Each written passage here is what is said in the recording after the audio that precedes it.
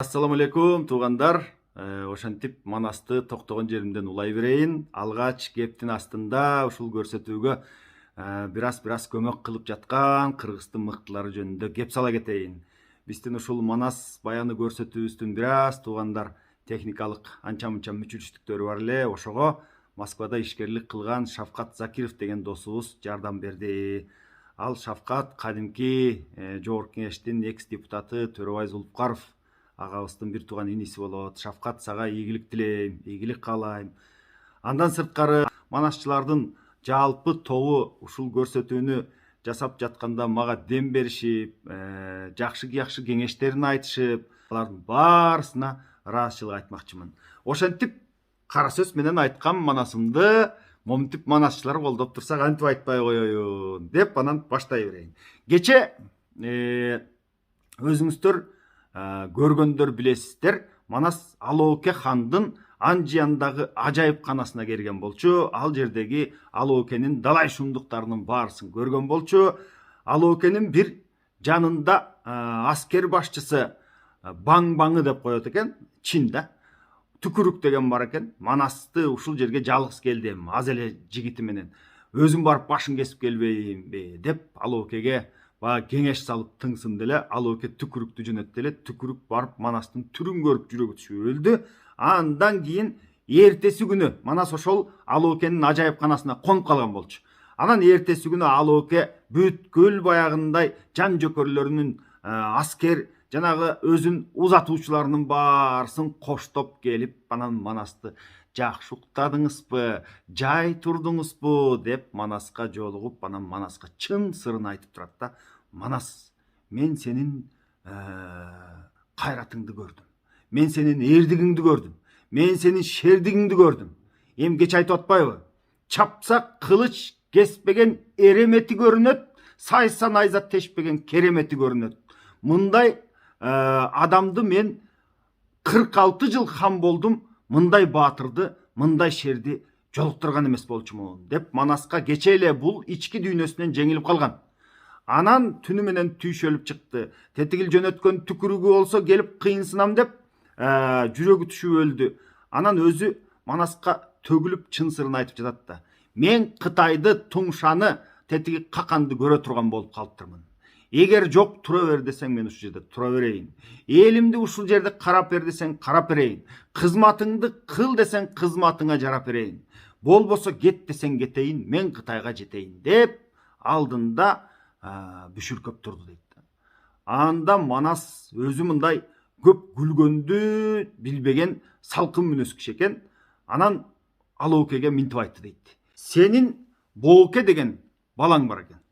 Ал эми Коңгуроо деген агаң бар экен, ошонун Абыш деген дагы уулу бар экен. Мына ушул эки уулуңарды мага бересиңер, мен аларды ак үйлүү кылып өзүм алып кетем. Андан кийин анан каалагандай сүйлөшөбүз. Андан кийин анан сен багынып берсең болот. Ошондо мен сага ишенем. Ошондо сен айткан сөзүңдөн жанбайсың. Эгер бул эки балаңды мага ак үйлүү кылып бербей турган болсоң, анда жоо жарагыңды камдап, аскериңди чогултуп алып, согуш боло турган талааны мага айтып кой. Мына ошол жерден сени күтөм деп өктөм сүйлөдү. Анан антип сүйлөдү дагы. Алоокенин баягы артынан 400 баатыры, балбандары кошула келген экен. Ошолордун арасына өзү жалгыз барды дагы. Барса, ал жерде Ылаңгүү деген баатыр бар экен. Ошол күрсүсү менен тура калды эле. Күрсүсүн чапканына жеткизбей, колунан кармап туруп, жерге камчы чапкандай чапты дейт. Мээси чачырап кетти дейт да. Ылаңгүү алардын ичинде эң баягындай күчтүүсү болсо керек. Аны көргөндөн кийин тетигил 400 кишинин тим эле жаны чыгып, алдырап, шалдырап калды дейт. Муну карап туруп эми Алооке бала деген баары бир боорет менен тең эмеспи? Артын карап ыйлап, астын карап күлүп, анан Манаска Бообек менен өзүнүн Коңгуроо деген абасынын Абыш деген баласын кош берди дейт. Эми булар Манаска чоро болот алдыда. Бул мыкты жигиттер болчу деп айтып жатат Сагынбай атабыз. Ал Бообек дейт, көз катар мерген эле. Ал эми Абыш деген кош болобу, кол болобу, канча 100 000 деген аскер болобу, заматта санап алардын тизмесине алып койчу ушундай эсепчилик таланты бар эле дейт да. Мына ошолорду алып кетип, анан жалпы Алаштын элин Анжиянга киргизбейди дейт. Анжияндын бүткүл бардык бурчун Алаштын баары ээлеп, ал жерде жашаган Кытай, Калмак, Маңгул, Тарса жана башканын баары жүдөп чүнчүп, анан акырындап сүрүлүп жок болуп олтуруп 1 жылдын ичинде көчүп бүтүштү дейт баарысы. Мына ошол Анжияндын учунда ак кулага жасаткан аппак таштан акур бар дейт. Анан 8 ай ошол жерде малын семиртип, элин багып тынчытып 8 ай туруп калышты. Мына ошентип мылтык атпай, замбирек атпай, кылыч чаппай Алоокеден Анжиянды Манас атабыз алып койду. Алооке дагы ал элине айтыптыр: эми Манастын күчүнө биз азыр такат бере албайбыз. Ошондуктан тетигил Кытай тарапка көчөлү, андан кийин ишти кылалы.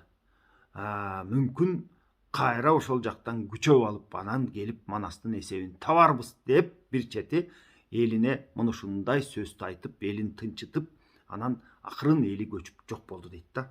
Андан кийин ушул Манаста укмуштай бир санжыра бар. Муну эми мен сиздерге кара сөз менен айтып бере албайм. Ошондуктан мындай китептен окуп берейин. Анан окуп ар бирин өзүмдүн түшүнүгүмдүн жетишинче силерге айтып бергенге аракет жасайм. Жапастын уулу түрктүр. Мына ушул бир сапты сиздерге эми чечмелеп берейин. Билесиздер баарыңыздар, кайсы бир кылымдарда жер шаарын топон суу каптаган.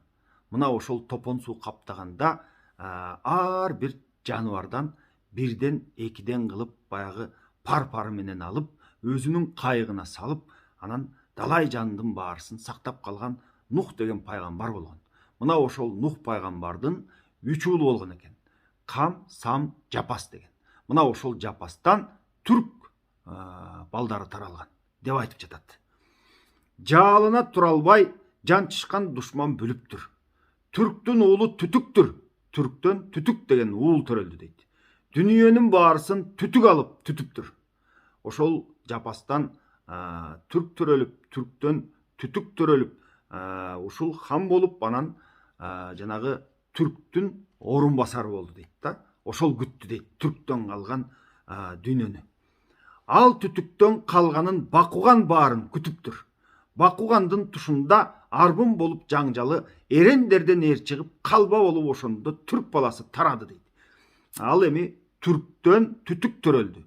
Түтүктөн Бакуган деген бала төрөлүп, ал хан болуп, анын учурунда аябай калабалуу жылдар болду дейт. Тетигил жактан Эрен деген эр чыгып дейт. Ошону менен согушуп, түрк баласы тарады дейт, чачылды дейт түрктүн эли. Басташканга бой бербей, Бакуган ишке жарады. Орта Азия, Түркстан ошондо бизге карады. Ырасына жараша Кытайга болуп каргаша, ысык көлдө алган түтүгү Бакугандын тушунда баарын алды башкарып дейт. Мынагу түтүктүн баласы Бакуган эрендер менен согушуп олтуруп, анан түрктүн балдары чачылып, бая мамлекетке кыйсыпыр түшүп дейт. Бирок ошол эрендерге жанагы Бакуган жеңилген жок дейт да. Ошол Бакуган ишке жарап, Орта Азия, Түркстан ошондо Бакугандын мамлекетине бизге карады дейт да. Бүткүл Түркстан бизге тийди дейт да. Кытайга уруш салууга дайыма даяр болуп калды түрктүн балдары дейт. Жапастан деп Кытайды айткандыгы жалгандыр. Анык жери Кытайдын кабылдан тарап калгандыр. Мына ушул саптарды эми чечмелейли. Кытай Жапастын баласы эмес дейт. Баягы Нух пайгамбардын 3 баласы Кам, Сам, Жапас болот. Ал эми Кытай кабылдан тарап калган эл дейт да. Кабыл деген бул Нух пайгамбарга чейинки Адам атанын 2 баласы болгон деп айтат. Бири Абыл, бири Кабыл дейт. Мына ошол Кабыл деген баласы өзүнүн бир тууганын өлтүрүп, анан өзүнүн жакын бир тууган кызга үйлөнүп, анан тегил Мухиттин жээгине чейин, Кара деңиздин жээгине чейин элге батпай, анан элден чыгып ошол жака кетти. Ал жерди күнөстүү түзүк жер экен деп Пежин деп ат коюп, анан ошол жакта көбөйдү деген сөздү биз буга чейин айтканбыз Манастан. Мына ошол Кабылдан адам атанын жана өзүнүн бир тууганын өлтүрүп койгон Кабыл деген баласынан Кытай тарагандыгы тууралуу айтып жатат. Бул жерде туугандар абдан чоң маалымат бар. Баягы биз тарыхтан окуганбыз, топон суу бүткүл жер шаарын каптаган деген сөз бар эмеспи? Мына бул жерде Манаста толук тарыхты аңтар теңтер кылып ийе турган бир маалымат турат. Анткени Кытай Кабылдан тараган болсо, демек бул адам атанын тукуму. Демек бул топон сууда жок болбой калган эл. Ал эми топон суудан кийин Нух пайгамбардын 3 баласынын Жапас дегенинен түрк тарап атат да. Муну албетте дагы айтып кетейин, биздин тарыхчыларыбыз карап көрүшөттүр, текшерип. Түркстан тарап машырык түмөндөп Кытай алгандыр.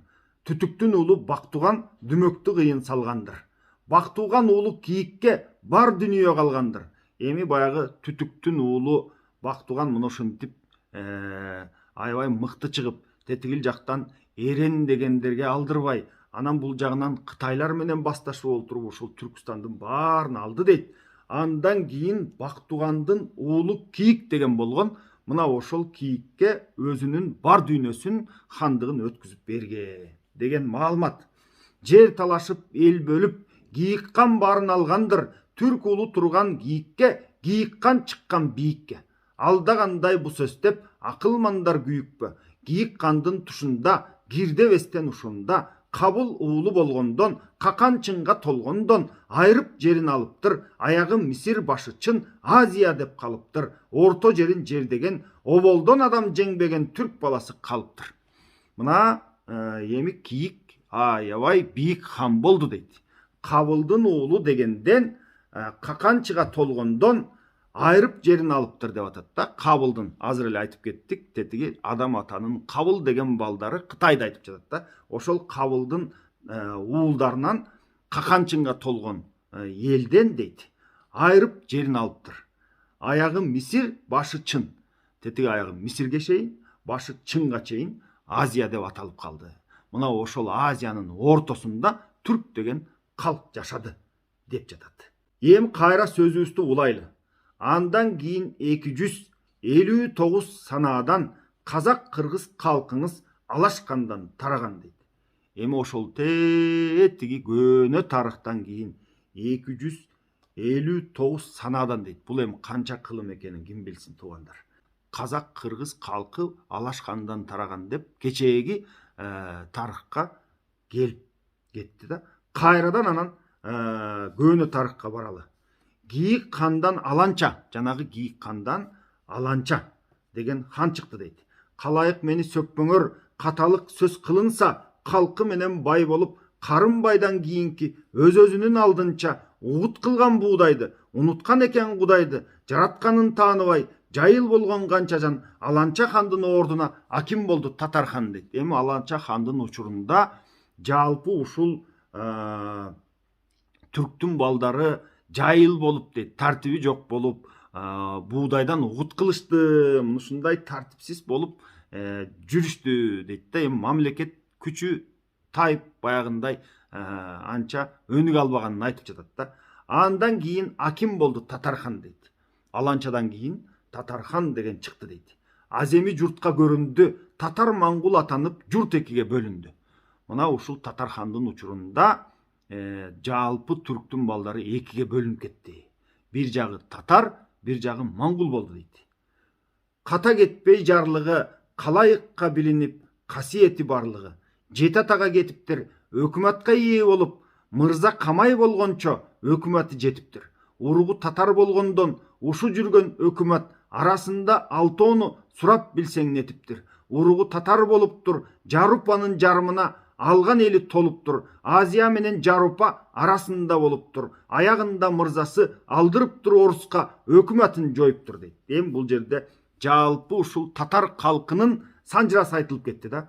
Ушул татар калкы аябай күчөндү. Ошол экиге бөлүнүп кеткенден кийин бир жагы маңгул болуп калып калды, бир жагы ушул татар болуп аябай күчөп, Жарупа менен Азиянын ортосунда жүрүштү дейт да. Жарупа деген Европа. Европа менен Азиянын ортосунда ушул татарлар жүрүштү дейт. Аягында мырзасы дейт, аягындагы хандары оруска алдырып коюп, анан ошо менен өкмөтү жоголду, өз алдынчалыгы мамлекети жоголду деген сөздү Манаска кошуп санжырасын санап кеткен. Эми кайра тетигил көөнө тарыхка барабыз. Ногой кыргыз уругу татарларды ногой деп не үчүн айтып коюптур? Маңгулдун уулу Карахан, Карахандан кийинки Акен кыргыз тараган. Жанагы татар анан маңгул деп бөлүнүп кетпеди беле? Ошол маңгулдун уулу Карахан деген болгон дейт. Карахандан кийинки Акен кыргыз тараган деп айтып атат. Ошол Карахандан анан кыргыз тарап чыккан.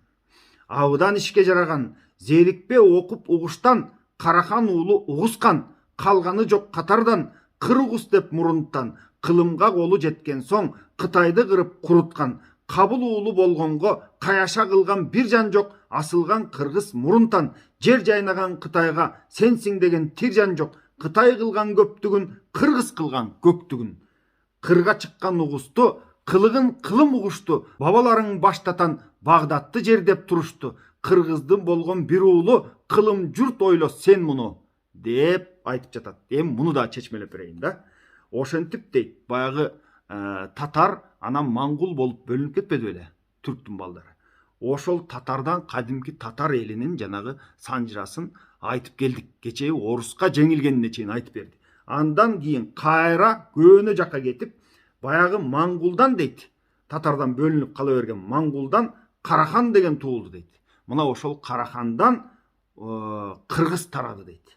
Карахандын Угускан деген уулу болчу дейт. Мына ошол Угускандан кыр угус болуп кырда жүргөн эл, мына ошол кыр угус болуп акыры кыргыз аталып чыкты. Анан ошол кыргыз Кытайга жалгыз каяша кылчу эле дейт да. Ага чейин сенсиң деген тир жан жок, каяша кылган бир жан жок бул Кытайга дейт. Мына ошол кыргыз Кытай кылган көптүгүн, кыргыз кылган көктүгүн деп атпайбы? Мунун баарын балдарыбыз урпак жакшылап, тыңшап, угуп койгула, билип койгула деген сөздү айтып жатат туугандар. Мына ушул жерден бүгүнчө токтото туралы, анан калган мыкты укмуш тим эле тамшанта турган сөздү Кудай буйрса эртең улайбыз. Эртеңге чейин баарыбыз аман бололу туугандар. Саламатта туруңуздар.